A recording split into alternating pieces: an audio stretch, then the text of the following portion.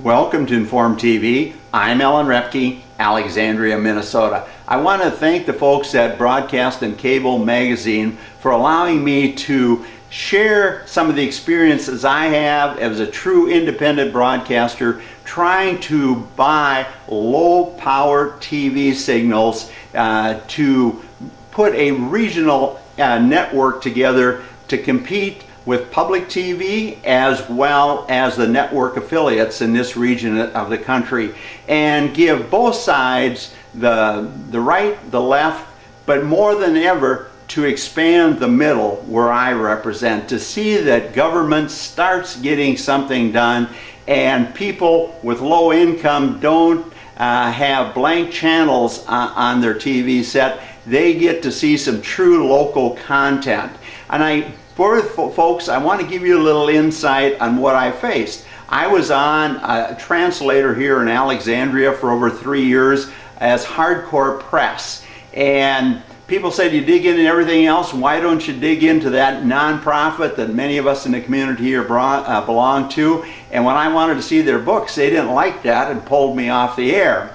And over this 4-year period, when I've been looking 24/7, 7 days a week at what it takes for a true independent with a very limited budget to get on his own channels and to broadcast a big enough area that you have a positive effect on people that in the era of Bernie and Trump want to know what the heck is going on.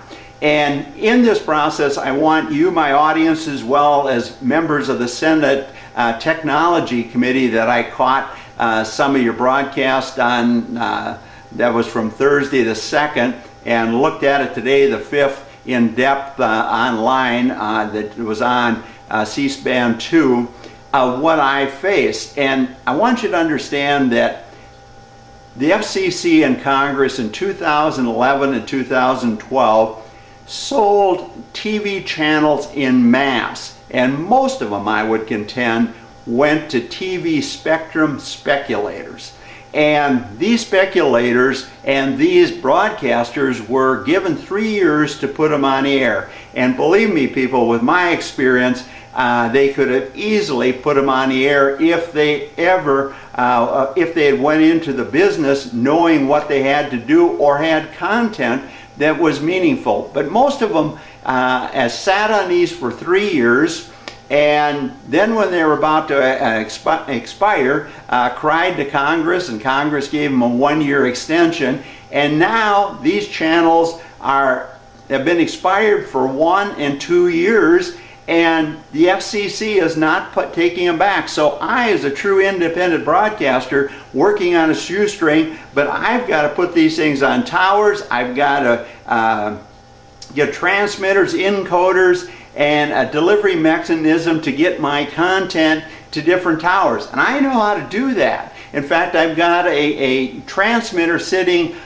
in Fargo, North Dakota on a public TV tower, and face the challenges of a person that I bought it from, as well as the challenges you deal with in these tower operators. And I'll just give you some quick insight. Caught up in my payment to the speculator, and he said, well, okay, put it back on the air then. I had tested it for a month. I was covering just as big an area as Forum Communications, WDAY, but then when he told the folks at North Dakota Public TV to put me back on the air, and said, no way, not so fast. He's got to do this, this, this, this, and this now.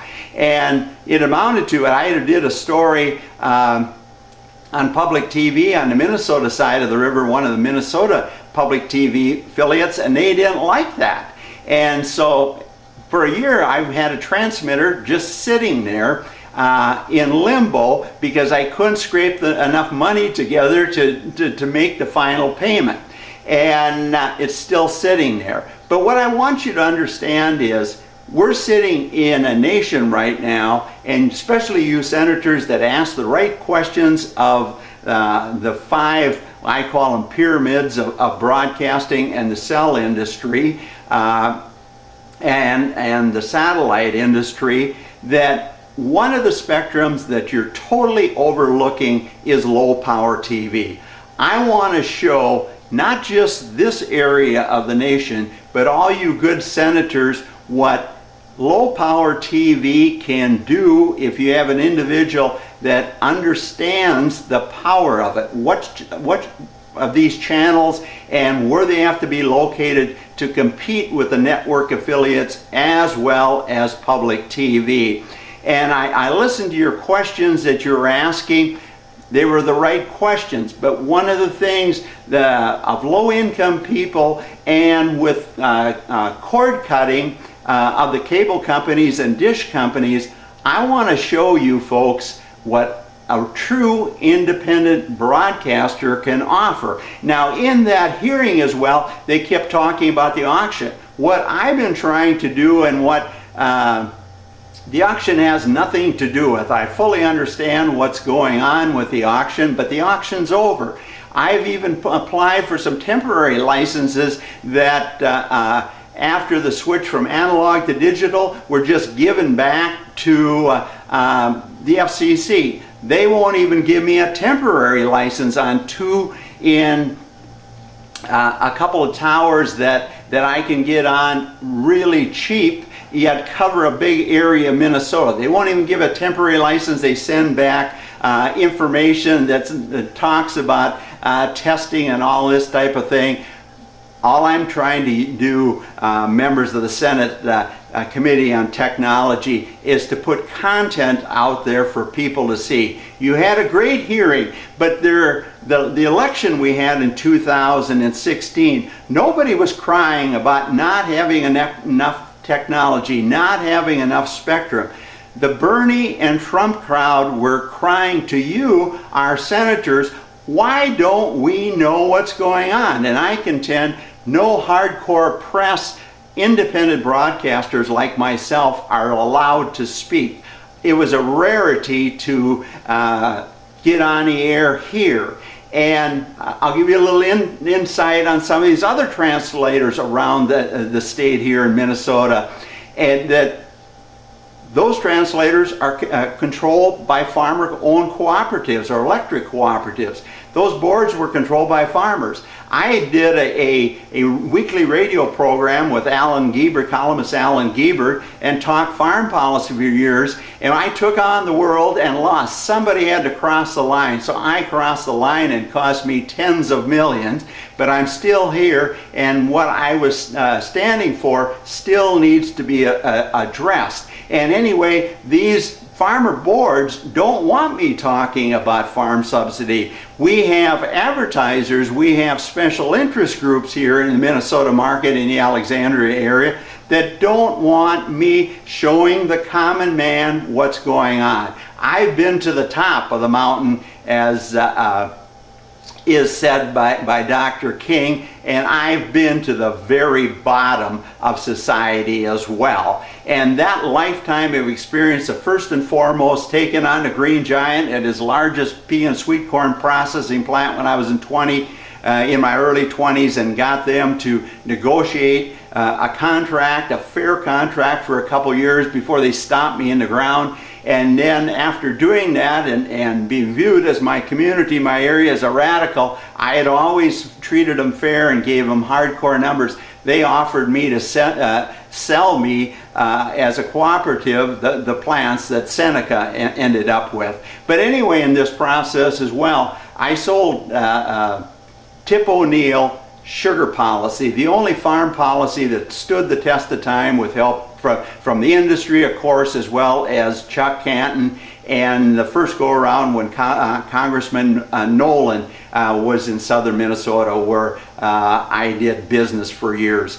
And so from a standpoint, do I have a background in what's going on? You darn right I have a background. And that's why I have listenership, and that's why special interest groups that don't like people like me to give a platform for a wide spectrum of viewpoints, but somebody being in the middle with the balls to challenge the far right, as well as the far left, and even the churches when they're wrong. And so what I'm telling you today on this short blog, members of the Senate Technology Committee, let me be the example that all the good questions, what do we need in rural America from TV? I'll show you if you just tell the public outlets here, as well as the affiliates, as well as some tower operators, and especially Hussein that controls the low power video division of give Repke what he wants. And he'll show us what can be done. And from a standpoint, there's some USDA loans out there from these local power co-ops. I want that, even though I challenge the loan program, and you say, well, how can he get that? I have sound assets. I'll put things together, even if I fail or drop over dead, members of the Senate Technology Committee. There'll be a foundation that has incredible value, but you that were concerned in your hearing, I'll show you what goes on in a data center. To get this off the ground, I lived in a dungeon of a data center here without being paid. In fact, you can call the Labor Department in Minnesota and ask them, why isn't this data center paying Repke for being their building 24/7? And he needs the money to get his thing lit there in Fargo. And put some pressure on these bankers, so these bankers once again start making loans not just based on credit score, but based on the truest history of sound banking, sound assets. Our banks, whether they're the president of U.S. Bank that built the big stadium here, Davis, or the regional banks in the Fargo-Moorhead area, where I've got a transmitter and everything set up ready to put this on the air, but I can't because I'm fighting between a cable or a public outfit that gets $500,000 a year from the state of North Dakota as well as the state of Minnesota, and a speculator that wants more money yet now, even though he has endless time to keep his channel. I've got to pay according his demands. I said, I'll give you the money. I just need that channel lit so I can get some revenue coming in. So that's what I want for you, members of the Senate Technology Committee. You've got tons of channels dark in your region. And with the cord cutting and with the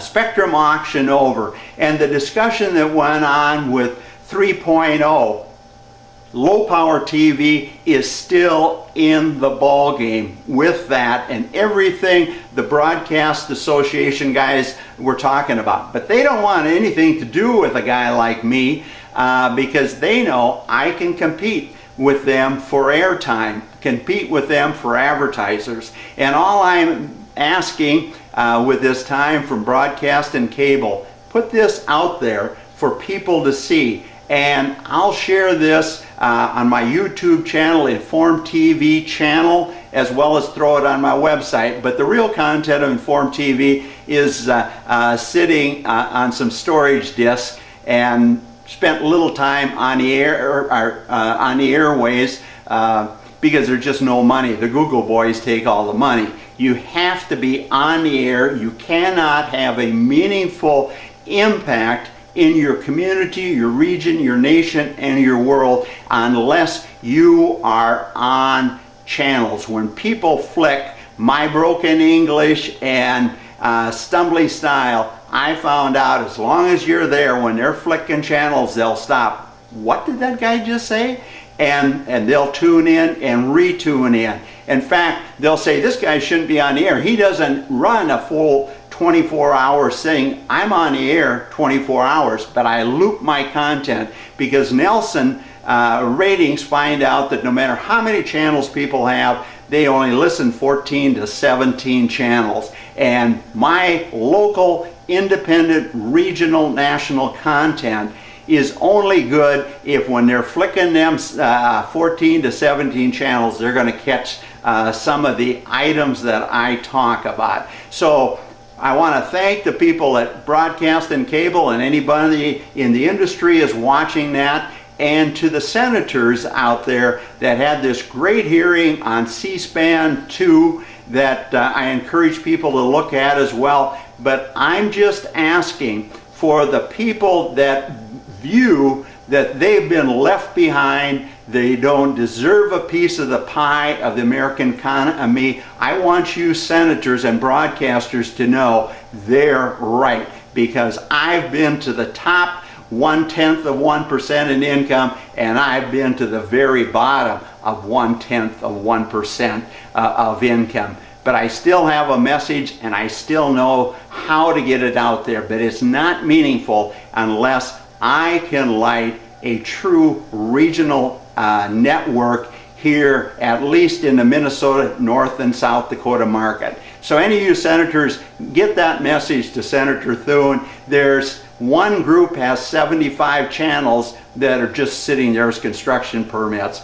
I'll be across the key markets in North Dakota, South Dakota, and all of Minnesota, but I also need a channel on a major metropolitan area. And there's a channel that I can be on, or a couple actually, in the Minnesota market. And because if you're going to be a true regional broadcaster, a true independent broadcaster, you cannot do it without being in a major metropolitan area. I was on the roof of the IDS there covering that area for 2 months, but I was dealing with a thug engineer, and the people I was buying it from demanded money at the end of 2 months, and the day I got it finally cooked up with fiber so I could start talking live to the Twin City market, I think it's the 15th largest market, they shut me off. And then they told me they had a buyer, and so I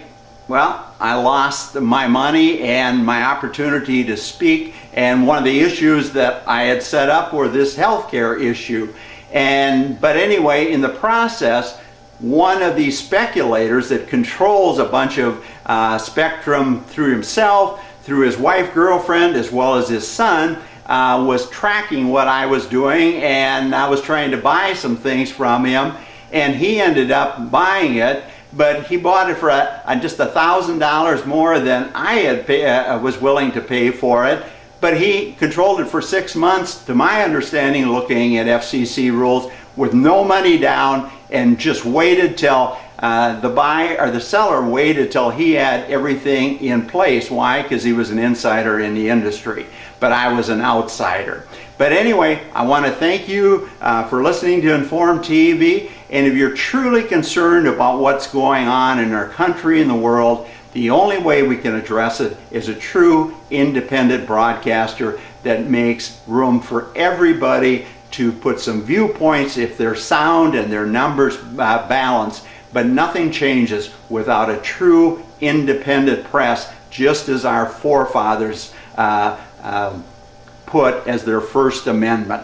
Thanks for listening to Inform TV. I'm Ellen Repke, Alexandria, Minnesota.